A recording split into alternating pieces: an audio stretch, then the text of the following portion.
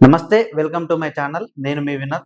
దొంగ బాబా చేసిన పనికి పోక్సో కేసు నమోదైంది. ఎందుకంటే చిన్న పాపను చూడకుండా ఇష్టం వచ్చినట్టు దగ్గర తాకుతూ, ముద్దులు పెడుతూ చేయడం వలన అక్కడే ఉండేటువంటి వాళ్ళ తల్లిదండ్రులు కూడా అడ్డు చెప్పలేకపోయారు. దాన్ని వీడియో తీసి సోషల్ మీడియాలో పోస్ట్ చేశారు. అది కాస్త వైరల్ అవ్వడంతో ఈ దొంగ బాబా పైన పోక్సో కేసు కింద కేసు నమోదైంది. ఇది ఎక్కడ జరిగింది? ఎలా జరిగింది? అనే విషయాలు ఇప్పుడు తెలుసుకునే ప్రయత్నం చేద్దాం. ఇతని పేరు మల్లికార్జున ముత్తే అలియాస్ అప్పాజీ. ఇతనికి 24 సంవత్సరాలు. ఇతను కర్ణాటకలోని యాద్గిరి జిల్లాలో ఒక చిన్న పట్టణంలో మొహల్లా అనే చిన్న పట్టణంలో ఇతను పుట్టిండు. ఇతని తండ్రి హనుమంతరాయ. అతను కూడా ముత్తే అని పెట్టుకున్నాడు. అంటే ముత్య అంటే బిరుదు. సో అతను గత కొన్ని సంవత్సరాల నుండి ఈ ప్రజలకు అంటే ఏదైనా సమస్యలతోటి వస్తే వాళ్ళకు మంచి చేస్తూ ఉండేవాడు. అదే క్రమంలోనే తనకు రెండవ కుమారుడైన ఈ అప్పాజీ అదే మల్లికార్జున ముత్య ఇది బాగుంది అని దీనిలోకి ఎంటర్ అయ్యాడు. చిన్నప్పటి నుండే నాన్నతోటి పనిచేస్తూ నాన్నతో వెళ్తూ ప్రసంగాలు చెప్తూ ఉండేవాడు. అలా ఇప్పుడు అతను ఎంతలా అంటే రాజకీయ నాయకులకు కూడా అంటే నువ్వు గెలుస్తావు, గెలవవు, లేదు అంటే నీ సమస్యలు ఇవి ఉన్నాయి అని చెప్పే స్థాయికి వెళ్ళిపోయిండు. అంటే అతను ఏ విధంగా అంటే ఎక్కడెక్కడ అతనికి అనుచరులు ఉన్నారో మనం అర్థం చేసుకోవాల్సిన విషయం ఒకటి. ఎందుకంటే అతని దగ్గరికి నార్మల్ మనుషులే కాకుండా రాజకీయ నాయకుల దగ్గర నుండి ఇటు తెలంగాణ కానీ, ఇటు ఆంధ్ర కానీ, అటు కర్ణాటక కానీ ఈ 3 రాష్ట్రాల నుండి కాకుండా ఇతర మన దగ్గరలో ఉండేటువంటి అన్ని రాష్ట్రాల నుండి అతనికి అభిమానులు ఉన్నారు. సో అతని మన ఆరోగ్య సమస్యల గురించి కానీ లేదంటే మనకేమైనా ఇతర సమస్యలు ఏవైతే ఉన్నాయో అతని దగ్గరికి వెళ్లితే అతను డైరెక్ట్ చెప్పేస్తున్నాడు. మన ఫోన్ నెంబర్తో సహా, లేదంటే మీ పేరు ఇది, నీకు ఈ సమస్య ఉన్నది, లేకుంటే నీ భూమి ఈ పట్టా మీద ఉన్నది, అది సమస్యల్లో ఉంది అని తనకు స్వయంగా చెప్తున్నాడు. అంటే అతని పైన అతని దగ్గర కానీ ఎంతమంది అనుచరులు ఉంటే ఇలాంటి టాపిక్స్ వెళ్ళాలి. బేసిక్గా మనం అలా అక్కడికి వెళ్ళినప్పుడు కొంచెం సమయం ఇస్తాడు. అక్కడ ఉండే అటువంటి మఠంలో కూర్చోమని చెప్తాడు.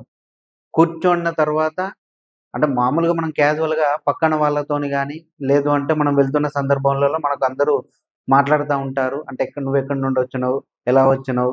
ఇతను నిజంగానే మన సమస్యలు తీరుస్తాడా? అని ఇలాంటివి చిన్న చిన్న మాటలు మాట్లాడుతూ మనకున్న సమస్యలు గానీ, లేకుంటే మనకున్నటువంటి ఇతర ఏదన్నా ఆరోగ్య సమస్యలు గానీ, ఆర్థిక సమస్యల గురించి మనం వాళ్ళతోని చెప్తానే ఉంటాం.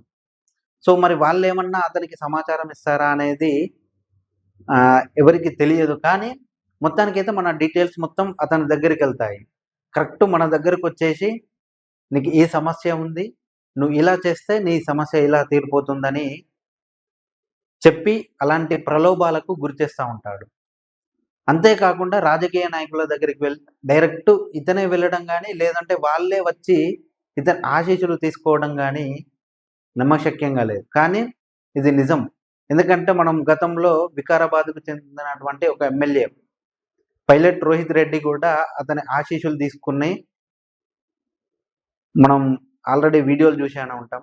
ఎందుకంటే కొత్తిల్లు కట్టినప్పుడు ఇతన్ని ఇన్వైట్ చేయడం, లేదు అంటే ఇతను కావాలని వచ్చి ఆ ఇంట్లోని వెళ్ళి అతనికి ఆశీస్సులు అందజేయడం జరిగింది. అప్పుడే అతనితోని చెప్పాడంట నువ్వు ఈ ఎలక్షన్‌లో ఓడిపోతావని. అది ఎంతవరకు వాస్తవం అనేది తెలవదు. కానీ మొత్తానికైతే ఇతని దగ్గరికి పొలిటీషియన్‌ల దగ్గర నుండి చిన్న చిన్న వ్యాపారవేత్తలు గానీ, లేదంటే సామాన్య ప్రజలు తండోపతండాలుగా వస్తుంటారు. అంతేకాకుండా అక్కడ వాళ్ళ కోసం అన్నదానం కూడా ఏర్పాటు చేయడం అసలు మామూలు అది కాదు. ఎందుకంటే 3 పూటల వాళ్ళకి ఫుడ్ ఏర్పాటు చేస్తాడు. 3 పూటల ఫుడ్ ఏర్పాటు చేయడం అంటే మామూలు విషయం కాదు. ఎందుకంటే ఆయన ఎంత పాపులర్ అయిండో, అతని దగ్గరికి ఎంతమంది భక్తులు వస్తుంటారో మనం అర్థం చేసుకోవాల్సిన విషయం.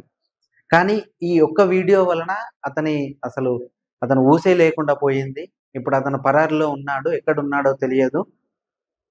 బేసిక్‌గా ఈ యొక్క వీడియో అంటే ఆల్రెడీ ఇంతకు ముందు కూడా అతను తన భక్తుల దగ్గరికి వెళ్లి ఇష్టం వచ్చినట్టు తాకడం గాని, లేదు అంటే ఆడవాళ్ళ దగ్గరికెళ్లి తాకడం గాని, మగవాళ్ళను ఇష్టం ఉన్నట్టు కొట్టడం గాని, ఇలాంటి ఆరోపణలు ఫస్టే వచ్చాయి. కానీ అంత పెద్దగా పట్టించుకోలేదు, బయటికి రాలేదు. కానీ ఈ చిన్న పాప దగ్గరికొచ్చేసరికి విపరీతమైనటువంటి స్పందన వచ్చింది. ఎందుకంటే వీడు ఆ పాపని అలా చేశాడన్నట్టు. అంటే ఇష్టమున్నట్టు పైకి లేవట్టి బెడ్ మీద వేయడం గానీ, లేదంటే ముద్దులు పెట్టడం గానీ, ఇష్టమున్న దగ్గర తాకడం గానీ.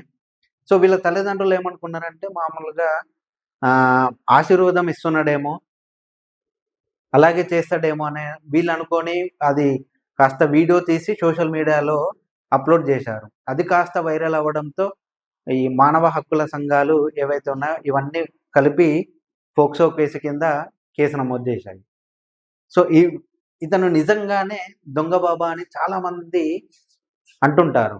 ఎందుకంటే ఇతనికి అంత మహిమలే ఉంటే కనీసం వాళ్ళ నంబర్‌లు గాని, అవి ఇవి చెప్పకుండా వాళ్ళకి సమస్యలు ఏవైతే ఉన్నాయో దానికి సంబంధించినటువంటి పరిహారం మాత్రమే చెప్పాలి అని కొంతమంది అంటుంటే ఇతనికి నిజంగానే మహిమలున్నాయి. లేకపోతే మొబైల్ నంబర్‌తో సహా ఆహ్, ల్యాండ్ రీ ల్యాండ్ పైన ఉండేటువంటి ఒక నంబర్ ఉంటుంది. దానితో సహా చెప్పడం అంటే మామూలు విషయం కాదని కొంతమంది అంటున్నారు.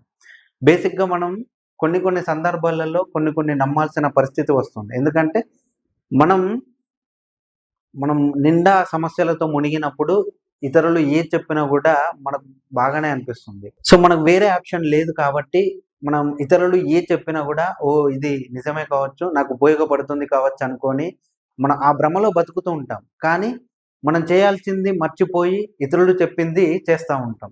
అలాంటి టైంలో ఇలాంటి వాళ్ళు చాలామంది పుట్టుకొస్తుంటారు. అందులో ఈ మల్లికార్జున ముత్య అలియాస్ అప్పాజీ ఒకడు. 24 సంవత్సరాలకే అన్ని మహిమలు ఉంటే అతను నిజంగానే దైవభక్తుడైతే అతను ఏ దైవానికి పూజిస్తున్నాడు అనేది ఎవ్వరికీ తెలియనటువంటి డౌటే ఇది. ఎందుకు అంటే అతను మామూలుగా ఎక్కడ పడితే అక్కడ వెళ్తూ ఉంటాడు. ఇష్టం ఉన్నట్టు ఎగురుతా ఉంటాడు.